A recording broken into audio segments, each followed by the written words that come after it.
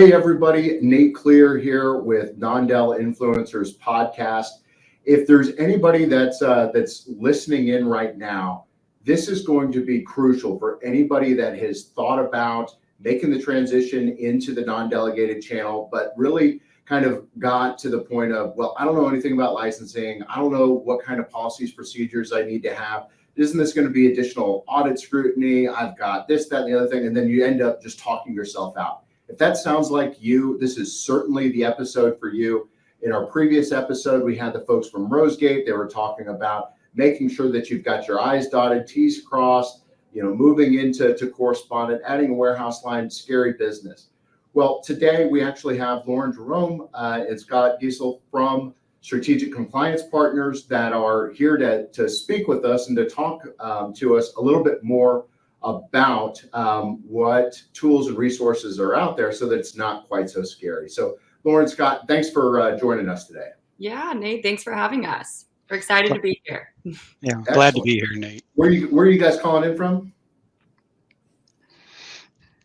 So I am based in Arizona, but I'm actually in a hotel room right now, and I'm in San Diego. Hey, you tricked us. The curtains look awesome. Exactly, yes. Well, I know that, we hear it all the time. I want to be non-del. And as I had mentioned, they end up starting to try and put together a business plan, right? They see all this benefit, okay, I get to disclose my own name from a branding aspect. I get to order my own appraisals. So I get a little bit more control there, control over pricing, et cetera. But then as you start to kind of peel the onion, they're asking, okay, where do I go for a QC policy? Do I have the right license? What do you guys see from strategic compliance standpoint for people that are in that space and start to flake out? And what are the conversations that you have with those kind of guys? Yeah. So number one, the NMLS, it is tough to navigate right through that website, through a government website, but it's a different licensing type. The bonds amounts are different, trust accounts, net worth is different. So making sure that you have those in line before you even get out of the gate is something very important.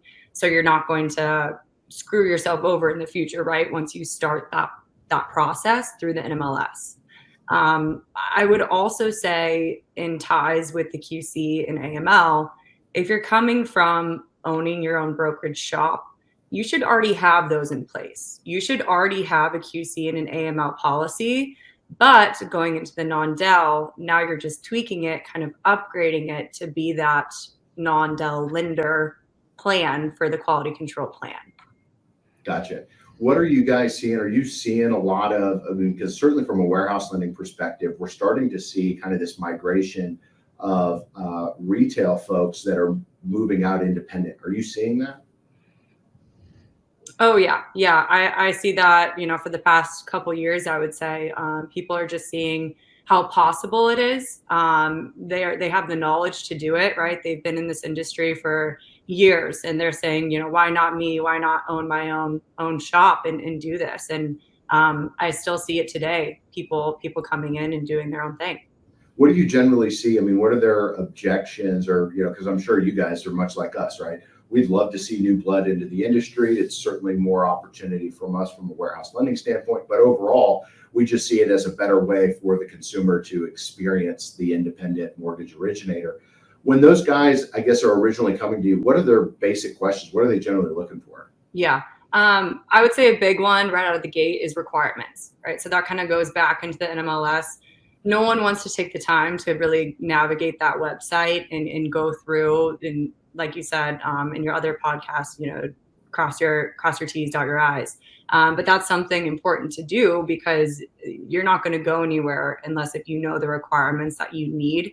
Kind of just like starting out as an LO, you had basic requirements that you had to meet. This is now just kind of a level up of that and more responsibility on your end to make sure that you're doing things correctly and just checking off all those boxes that are required by you. What are you finding? I mean, so they get set up with you, you go through that process from licensing, et cetera. Is it a daunting task? I mean, how much time does it take for somebody that is going to, maybe I am a branch and I want to go do it on my own. If they get started with you, I mean, is this something that they need to plan on? Like, okay, I'm not going to be able to originate anything for 3 months, 6 months, or what does that look like? Yeah, so people do say that, right? It takes months to get approved, but what's taking that long is the state approval. It's not working with a company and getting all of the documents in a row. That can happen in a couple of weeks if you're not organized, especially. Right. So as long as you're organized, working with someone who knows the NMLS ins and outs, or if you're comfortable in doing that yourself, making sure you're submitting the correct documentation the first time. Because they will come back and ask you to redo it, or they'll just not accept it. So just really focusing in on that, and taking your time through that process, because then once it's submitted to the state, it's really just a waiting game. And people think that if you do work with a company, that can go faster, that can be approved faster. That's not always the case. We can potentially help at the beginning of collecting all that data and information, but it's really just a waiting game once it gets into the state's hands. So it's just more just trying to make sure that, if they're working with somebody like you guys are going to help to make sure that it's a one-time submission and not, okay, we waited in this line for, 4 to 6 weeks and only to find out we didn't complete section, F, and now we got to go back in the queue, right? Exactly, yeah. And with that being said too, I mean, states through the NMLS, they'll have different word tracks. So they may call the same exact document a different name in another state. So, obviously we're in there every day, so we know those ins and outs, but the regular person going in there may not know that. So they may submit the wrong information. Again, it's government talk, right? You're on a government website. So that in its own is hard to navigate. Gotcha. So now let's kind of change gears here. We get through the entry level. All right, it's not as daunting of a task. A lot of it's just making sure that you have an expert solution or experts to help you, guide you along in terms of, okay, if you don't have a QC/AML you're getting started on, we'll button that up for you. We can go over that, understand your process. Second, we'll make sure that the states that you need to be licensed in, the states that you've historically done business, we can get that done for you and get it submitted timely, so that's a kind of a one-touch. Now that I'm moving in, now I'm an established non-delegated correspondent, or maybe I started off as broker, get my feet wet, and I'm kind of moving. What do I need to be, guys, considerate of? What are the things that I'm missing, right? The unknown unknowns in terms of getting started. I've got my licensing, all that kind of stuff. What's the next step? Yeah, so it goes back to those policies and trainings that are required by brokers that are the same policy that are required by non-del. It is now just the practice of those policies that are important for non-del.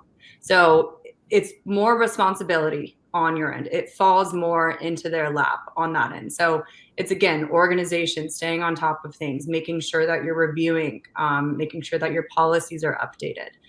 Just making trainings as well, that all of your employees are trained correctly, and just having that knowledge, or having someone to go to ask, to say, what do we need to be training on? What is required of us every year as a non-del, and just really, really being responsible for that at the end of the day.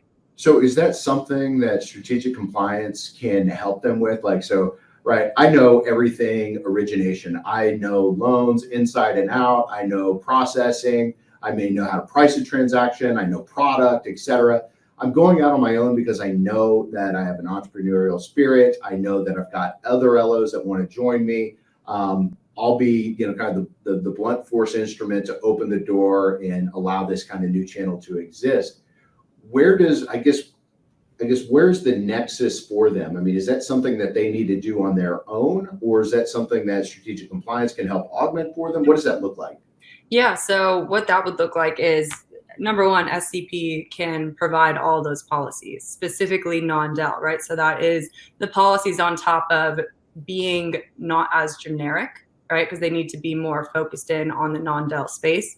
And then we will continuously update them. So you never really have to worry about policies changing or expiring. You'll have that in your back pocket.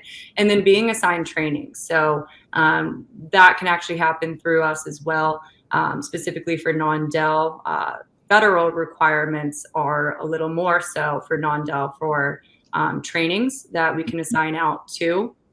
And then just having a resource like Scott actually would be one of your point of contacts. For instance, something happens and you have no idea how to handle it as a non-Del. Well, you have a consultant now to call or email and say, this is the scenario. What do I do? Never heard of this before. How do I navigate this? Scott, what do those look like? What are the questions that are generally coming across to you for the people that are running into that situation? Because that seems, right, if I'm doing this and I'm the first one, right, I'm the pioneer, and this is the first time it's happening, right, that's scary stuff. I agree. Nate, you actually alluded to it. You said born salespeople, right? Everyone's naturally an entrepreneur. If they come from a retail branch, they're usually running a branch themselves. They're salespeople first. They have an entrepreneurial spirit. They want to break off and maybe start a broker shop. And then they have their eyes on this idea of the independence and the flexibility and the creativity that comes, even the natural progression of growing a business into a non-Del correspondent. But with the non-Del correspondent comes the need for a little bit more of an admin mindset. Maybe some type of management processes need to be put into place. With non-Del comes a lot more risk. With it comes a lot more responsibility. There's more oversight. A broker is normally on a usual 2 to 3 year cycle for oversight by their state auditors. They're pretty easy to get through a broker audit. When you get the non-Del correspondent, you're really not going to get away with doing it the night before, like getting together, getting your homework done the night before it's due. That's not going to fly. Really good cramming. Yeah, this is all about, Lauren mentioned the practice of policy. At one time, you might be a little bit spoiled in when I got signed up with a new lender, a new investor, or a new state. They asked for a copy of my AIR policy or my AML policy. I sent it in and I was approved. I got my license. Well, when you get audited or examined, or even when you go through your warehouse renewals and a lot of investor renewals, they're going to go a little bit deeper. They're going to ask for your AML training.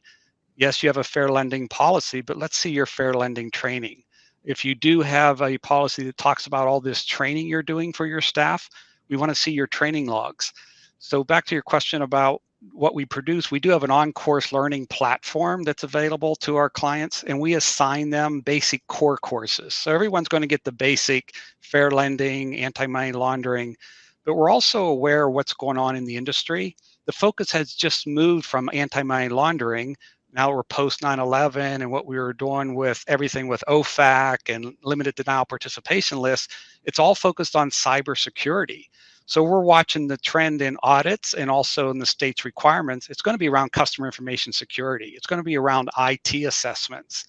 So the days of doing an AML independent review annually, reporting to the board and all that, yes, you're still required to do it, but the focus is really going to be on penetration testing, everything with secure firewalls. Do you allow your LOs to use Gmail accounts? Are we using corporate accounts? So that's what we'll advise them on. We'll recommend they expand their core courses. And let's dig a little deeper. Let's look ahead at the states you're in, like if New York, New Jersey, and California really have a focus on cybersecurity. Let's go ahead and prepare for that. And that helps with licensing too. If you're kind of going to get licensed, we can help you navigate and maybe have a plan like, hey, let's start with Colorado, let's start with Florida, let's start with Texas. They have real quick turn times. You'll get your license, I don't want to say under a month, but it's really fast. That gets you a license you can hang today and start business today. And then let's wait for the ones that take longer. Let's go ahead and submit, and then we'll do the due diligence and the waiting on the states that have a longer process.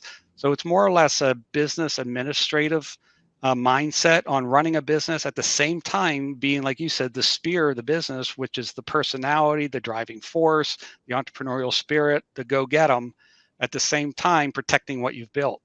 Gotcha. So I guess, for the guys that we're kind of talking about, right, and this podcast is attracting, is doing all of that and putting it in place, is that something that they can offload? Is that what I'm understanding, as long as they're willing to work with, or is it something more than that? I think it's important that when you naturally progress from a retail shop where someone handled all this for you, Yep. and you branch off, you have a broker business, and maybe you touch compliance once in a while when MCRs are due and renewals are due, and maybe you have an audit, to being proactive with your approach to compliance, which is what a non-Del correspondent should do. But how do you leverage someone in your company? You can't go hire a full-fledged chief compliance officer yet, or even a designated AML or privacy officer yet, right? So you have to go ahead and maybe find someone that's got that strong administrative skill set, maybe a senior member of your processing team, that person that's been with you from the beginning, trustworthy, and give them dual roles. And then line them up with someone like SCP or a consultant where they can maybe be mentored. They have access to the portal, the policy and the procedure. They go through that training orientation one time. They hear about core courses. They hear about anything that's duty specific, and they go, okay, I know how to manage that. They get their training logs then on a monthly basis. They review them. So I think you can leverage an in-house person, augment it with a firm that's outside, and you'd almost have the perfect combination of a compliance solution for a while, right? Until you grow your business. And then it's even just great to have maybe the ability to have current policies and procedures, a firm that's got their ear to the ground from a regulatory standpoint with attorney-driven policy, so they're at least current and kept up to date.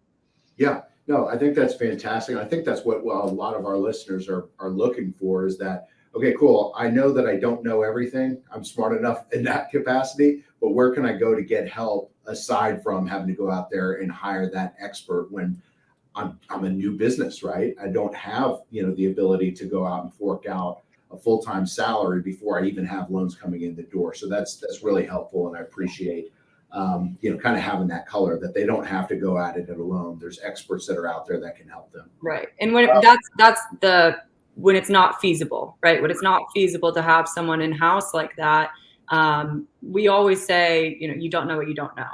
And that's something that goes very far within this industry. Sure. And not being afraid to ask for help and having that resource as well alongside of that designated person that you may assign to within your company. Right.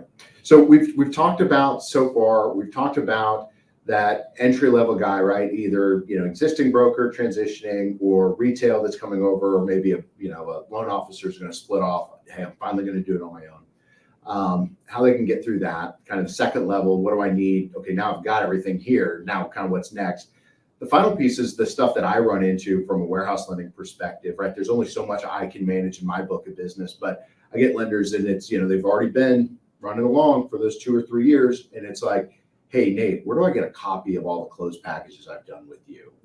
Where can I find, records of disbursements, and where can I find this? And right, all of those questions are gearing up for, they're going through an audit, right? So what would you say, because we also have, our listeners that are existing correspondents, right? And maybe they didn't start, kind of that first phase, that second phase, working with somebody.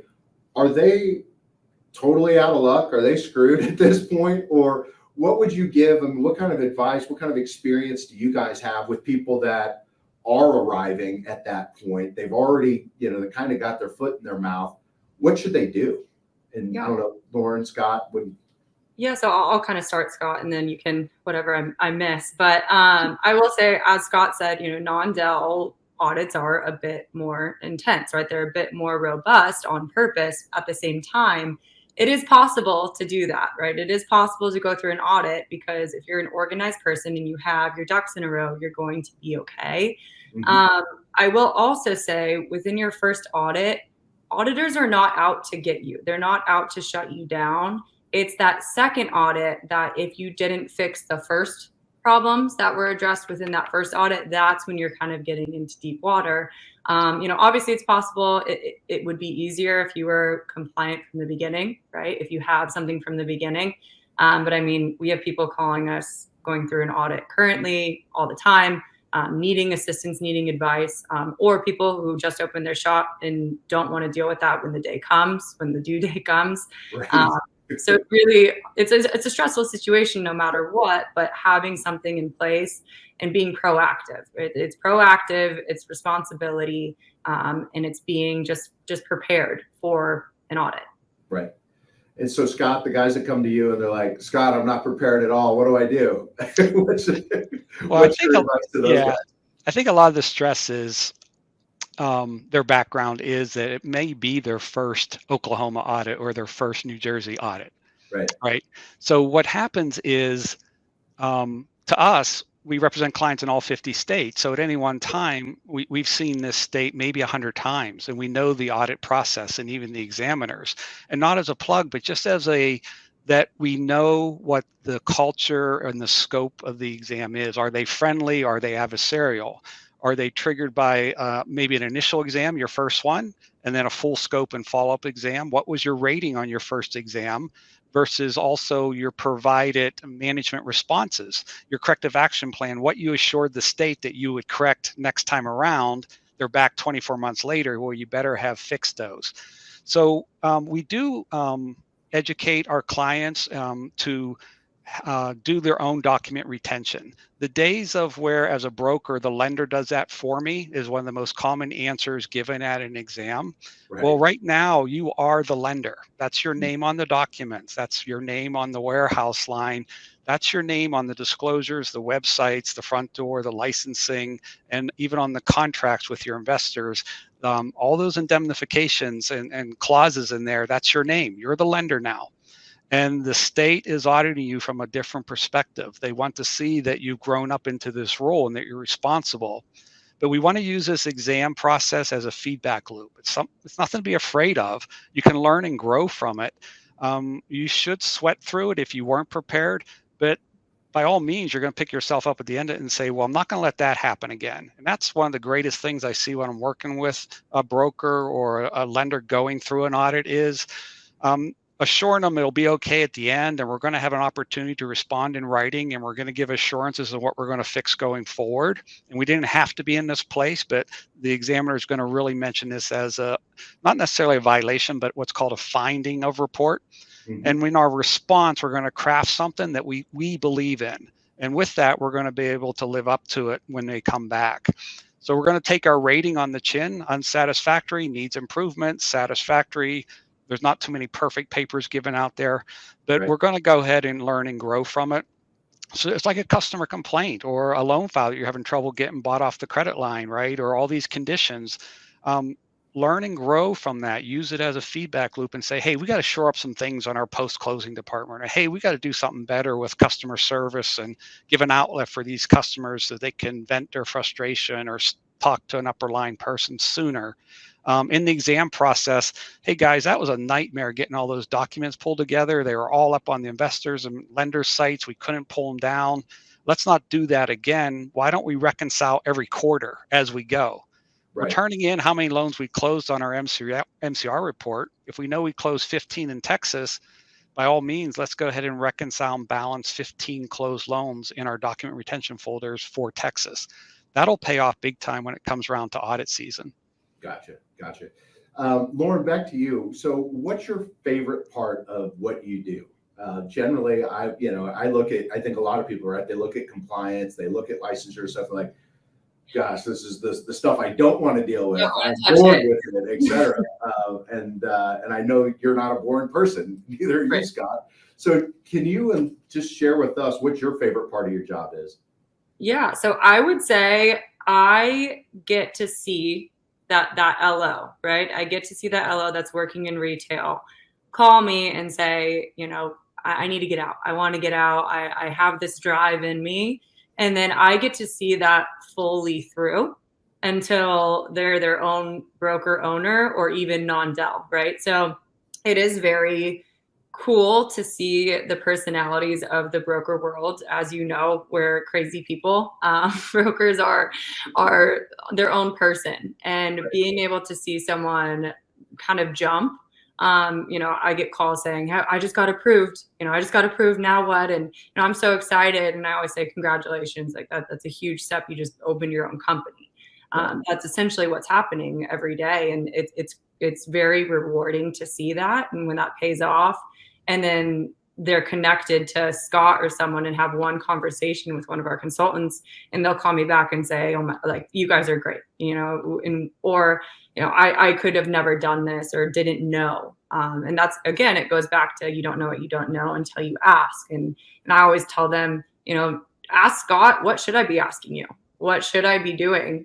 And it really does pay off for them. And it's just really cool to see that whole process come together. Well, and it's so nice to know that there is somebody there, right? Is that Right. it's An such a- actual person too. Right. Yeah, it's not It's just somebody that I can talk to, documentation. right? I'm not like the Mhm. Non-Del influencers page that we have. I think it's fantastic. It gives a lot of people a lot of ideas and context of kind of what you need to do, how you can do it. But right, we only have so many hours out of each day and so many days out of each year. If we can help rely on other people in the industry to put our best foot forward to shrink that timeline, get to what we want to be doing, it's really nice to find, right? Like people like yourself, that's what you want to do. Like that's your most exciting part of your job. So it's just nice that you got people that are inspired that want to do that. Right. Yeah. And I would say for that too, I mean, don't be afraid to ask that friend that you know is successful and did it in one state, even if it's not your same state, reach out to them. And they were at that starting point too at one point. And if you want to be up there at their level or better, see what they did, pick their brain. And I think in the broker world, we're really good at that. And brokers are good at sharing their experiences and helping other brokers out. Yeah. So Scott, for strategic compliance partners, can you let us know what really allows you guys to stand out in terms of being able to provide these kinds of solutions? Well, I think it goes back to when you're asking even what we love about what we do, and it's making compliance relatable. Right? It makes it real. One thing that I noticed coming from a corporate background, whether it be a bank or large national lenders and a chief compliance officer, is I was usually in a boardroom a lot, right? I was in an office that if you were a loan originator, you had little access to the compliance officer's mindset, right? And you couldn't talk out scenarios in a realistic business or entrepreneurial way. So what I do is I love the idea of not always putting up a roadblock for our clients. You would think with compliance, anytime you have an idea or a creative venue, something you want to try, you're going to probably get a no if you ask compliance. Right. I love just the workaround, not telling you what you can't do, but I know what you want to accomplish. I know where you're coming from. Let's figure out how to do it, but do it safely. So I'd rather set up guardrails instead of putting up stop signs all the time. I think these guardrails allow everyone to navigate out of the retail shop to a broker shop and safely to a non-del correspondent.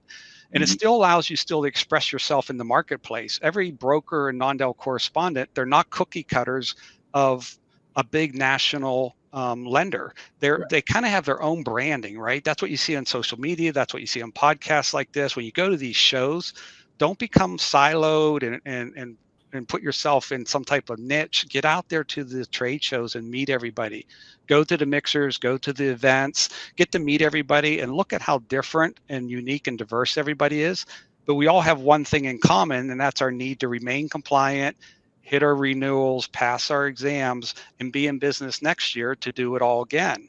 So that's what I love about it, is setting up the parameters. So beyond just policies that most people associate strategic with, it's the consulting services that I'm most passionate about. I think policies have traditionally been available where you just buy them or you find them on the internet. Right. But I know, right? And we've all seen those turned in when you're trying to get improved at your warehouse line or your investor. They're kicked back and they got red lines all through them. They're obviously from 1990 or 2012, just copied over and over and over again.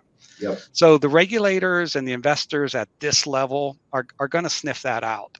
And you're going to have true compliant policies that have revisioning and versioning on them, and they're signed off by management, and you've assigned and appointed officers. So I think that's a great ability, is to consult to the policies and then get them implemented correctly, and then understand where you're coming from as a small business owner. A compliance officer's role in a big national lender is a lot different when you're dealing with the CFPB and the Fed and the FDIC and all the regulatory oversight there, as opposed to now on the front line of, we know if you just got licensed in Texas, you're going to get an initial assessment exam in 9 months. And here's what it's going to ask for. And here's what we're going to assign these courses, because we're going to need to produce these training manuals. We're going to need to show red flags already in place. We're going to need to show a Texas complaint notice on the website. And by the way, if you just update it from a broker to a banker, right? You have to actually change out that notice. There's a different notice for the complaint notice on your website for a broker than for a banker. So we don't want those, I call it the low-hanging fruit. Let's not give the examiner the easy ones. We'll go ahead and get those taken off the table right away. Yeah. Well, I think that that's a tremendous service. I appreciate you guys certainly being on our podcast today, being contributors to Non-Del Influencers. For the folks that are listening, what's the best way for them to either get in touch with you or to kind of begin the next steps, kind of, irregardless of where they are in the process or their, kind of life as an independent originator? Yeah, so that would be reaching out to me. So I know, Nate, you have my email. I don't know if we can put it in the caption or after. Yeah, we'll certainly have it in the bio. Yep. Yeah, and it's just Lauren at Strategic Compliance Partners. We have a long email, but it's just my first name at Strategic Compliance Partners. You can email me there or call me too. So I'm kind of the direct line of contact to tell you where you're at, where you need to go, and then if you guys do sign up with us, we'll pass you along to someone as great as Scott and take it from there. Excellent. Well, I appreciate you guys being on there. For our listeners today, thank you for tuning in, hearing more about, hey, it's not so scary to be able to go out, make the transition on your own. If you're somewhere in the kind of in the swim lane and you think that you're drowning, you've got an upcoming audit, don't completely freak out. There's resources available out there for you, such as Strategic Compliance Partners. Please be sure to subscribe to Non-Del Influencers using the link in the bio below. Subscribe to the website, nondelinfluencers.com. We've got tons of content for you. And thanks for listening. We appreciate it.